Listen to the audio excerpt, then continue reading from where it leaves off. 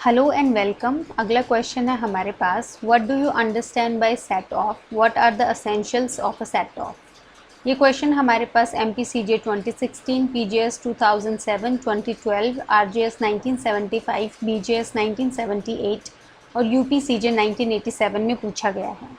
Answer हम start करेंगे introduction से। इंट्रोडक्शन में हम सेट ऑफ को ओवरव्यू देंगे। तो पहले हम बताएंगे कि कौन से प्रोविजंस में ये गिवन है। तो यहाँ आ गया हमारे पास ऑर्डर 8 रूल 6 जो है वो ले डाउन करता है उन रूल्स को जो रिलेट करते हैं लीगल सेट ऑफ से। ये एग्जॉस्टिव नहीं है और जो कोर्ट है वो अलाउ कर सकता है इक्विटेबल सेट ऑफ को भी सर्टेन केसेस में।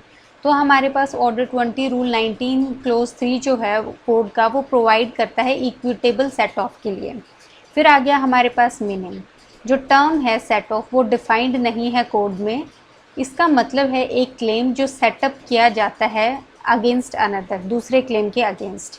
ये एक क्रॉस क्लेम है डिफेंडेंट के द्वारा, जहाँ पे वो एक्नॉलेज करता है, मतलब जो है अग्री करता है और मानता है प्लेंटिफ की डिमांड को, लेकिन सेटअप करता है एक दूसरी डिमांड अपनी खुद की काउंटर बैलेंस करने के लिए प्लेंटिफ की डिमांड को, ईदर इन होल या तो पूरी की पूरी डिमांड को काउंटर करने के लिए या उसको पार्ट में काउंटर करने के लिए। ये एक रेसिप्रोकल एक्विटल है डेट का दो पर्सन्स के बीच में। जब दो म्यूचुअल डेट्स होते हैं प्लेंटिफ और डिफेंडेंट के बीच में, एक डेट जो है वो सेटल किया जा सकता है दूसरे के अगेंस्ट। ये अवॉइड करता है नेसेसिटी एक फ्रेश सूट फाइल करने की बाय द डिफेंडेंट्स। तो ये हमारे पास मीनिंग में आ गया। आप इसको थोड़ा कट शॉर्ट भी कर सकते हैं, जैसे यहाँ से 10 से लेके ये जो डिफेंडेंट्स वाला पार्ट है ये एडिशनल इन्फॉर्मेशन है। अगर 5 मार्क्स में आता है या आपके पास टाइम नहीं है तो आप सिर्फ पार्ट तक भी जो है इसको लिख सकते हैं। नेक्स्ट आ गया इसमें हमारे पास इलस्ट्रेशन। तो इस क्वेश्चन में आप देखेंगे इलस्ट्रेशंस बहुत ज़्यादा हैं। तो जनरल इलस्ट्रेशन में आ गया हमारे पास, ए सू करता है बी को एक बिल ऑफ एक्सचेंज पे 1000 रुपीज़ के लिए। बी होल्ड करता है एक जजमेंट ए के अगेंस्ट 500 रुपीज़ के लिए। दोनों के दोनों क्लेम्स जो हैं वो सेट ऑफ हो सकते हैं और ए इंटाइटल्ड होगा 500 रुपये के लिए। तो इसमें आ गया हमारे पास, ए ने बी को सू किया बिल ऑफ एक्सचेंज पे 1000 रुपीज़ के लिए, और फिर बी ने जो है ए को अगेन होल्ड करता है एक जजमेंट अगेंस्ट बी जो 500 रुपीज़ की है। तो दोनों जो है सेट ऑफ हो सकते हैं। और यहाँ पे जो बी है वो इंटाइटल्ड होगा, उसको जो है 500 रुपये मिलेंगे फ्रॉम बी। बाकी 500 रुपये जो हैं वो सेट ऑफ हो जाएंगे। नेक्स्ट आ गया जो मेन जो कंटेंट है हमारा इस क्वेश्चन का, that is essentials of legal set of. Order 8 rule 6 में गिवन है। एक डिफेंडेंट जो है क्लेम कर सकता है लीगल सेट ऑफ अगर फॉलोइंग कंडीशंस जो है रूल 6 के अंदर जो गिवन है वो फुलफिल होती हैं। पहली कंडीशन आ गई हमारे पास, सूट जो है वो रिकवरी ऑफ मनी के लिए होना चाहिए। इलस्ट्रेशन आ गया इसमें हमारे पास, ए सू करता है बी को 12,000 रुपीज़ के लिए। बी जो है वो सेट ऑफ नहीं कर सकता है क्लेम डैमेजेस के लिए जो उसने ब्रीच किया है कॉन्ट्रैक्ट का फॉर स्पेसिफिक परफॉर्मेंस। तो यहाँ पे आ गया जो ए है, यहाँ पे वो सू कर रहा है बी को मनी के रिगार्डिंग 12,000 जो रुपीज़ हमारे पास हैं। बी जो है वो सेट ऑफ नहीं कर सकता है उस क्लेम को जो वो डैमेजेस के लिए मांग रहा है, जो उसने ब्रीच किया है कॉन्ट्रैक्ट का स्पेसिफिक परफॉर्मेंस। तो यहाँ पे जो मनी है उसके अगेंस्ट जो है स्पेसिफिक परफॉर्मेंस क्लेम नहीं किया जा सकता है। तो यहाँ पे जो है सेट ऑफ नहीं क्लेम हो सकता। सेकंड आ गया जो सम ऑफ मनी है वो असर्टेन होनी चाहिए। तो इसमें इलस्ट्रेशन में आ गया, ए सू करता है बी को बिल ऑफ एक्सचेंज पे। बी अलेज करता है कि ए जो है उसने रॉन्गफुली नेग्लेक्ट किया है टू इंश्योर बीज गुड और लाइबल होगा उसको पे करने के लिए compensation which he claims to set off. यहाँ पे जो अमाउंट है not ascertain can not be set off. तो जो कॉम्पनसेशन की अमाउंट है या फिर डैमेजेस की जो अमाउंट है, क्योंकि वो फिक्स अमाउंट या सर्टेन अमाउंट नहीं होती है, तो कभी भी कॉम्पनसेशन या डैमेजेस जो हैं वो सेट ऑफ में जो है क्लेम नहीं कर सकते हैं। तो यहाँ पे जो है सेट ऑफ क्लेम नहीं होगा। नेक्स्ट आ गया इसमें हमारे पास थर्ड असेंशियल, दैट इज़ ये जो सम है ये लीगली रिकवरेबल होना चाहिए।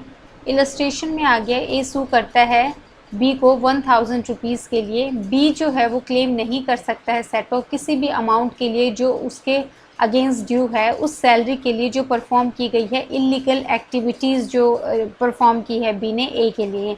तो यहाँ पे क्योंकि इलीगल एक्टिविटीज़ हैं तो ये जो है लीगली रिकवरेबल नहीं होगा, तो यहाँ पे भी जो है सेट ऑफ क्लेम नहीं कर सकते हैं। फोर्थ आ गया, ये रिकवरेबल होना चाहिए डिफेंडेंट के द्वारा या फिर अगर एक से ज़्यादा डिफेंडेंट्स हैं तो सारे के सारे डिफेंडेंट्स के द्वारा। इलस्ट्रेशन में आ गया हमारे पास ए और बी जो है वो सू करते हैं सी को 1000 रुपीज़ के लिए। बी जो है वो सेट ऑफ नहीं कर सकता है डेट जो उस पर ड्यू है बाय ए अलोन, तो वो सिर्फ ए के अलोन जो है वो जो है सेट ऑफ नहीं कर सकता है, उसको ए और बी दोनों के अगेंस्ट जो है करना है। फिर आगे इसमें हमारे पास फिफ्थ, दैट इज़ ये रिकवरेबल होना चाहिए प्लेंटिफ से, और जो सारे के सारे प्लेंटिफ्स जो हैं अगर एक से ज़्यादा प्लेंटिफ्स हैं, तो ए और बी अगेन जो है सू करते हैं 10,000 रुपीज़ के लिए। सी जो है वो सेट ऑफ नहीं कर सकता है डेट जो ड्यू है ए के अगेंस्ट। तो इसमें आ गया हमारे पास प्लेंटिफ्स का, और इसमें आ गया हमारे पास डिफेंडेंट्स का केस।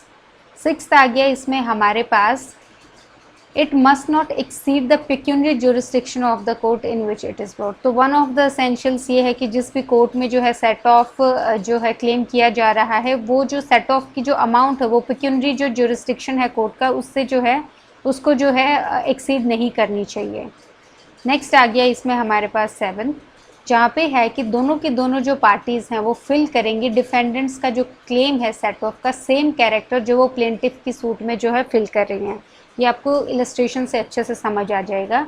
इसमें है कि ए जो है डाई होता है, एक्सपायर हो जाता है इंटरस्टेट, और डेट में है बी के। सी जो है वो एडमिनिस्ट्रेशन वर्क संभालता है ए का, और जो बी है वो एक पार्ट बाय करता है ऑफ द इफ़ेक्ट्स, उन इफ़ेक्ट्स का सी से।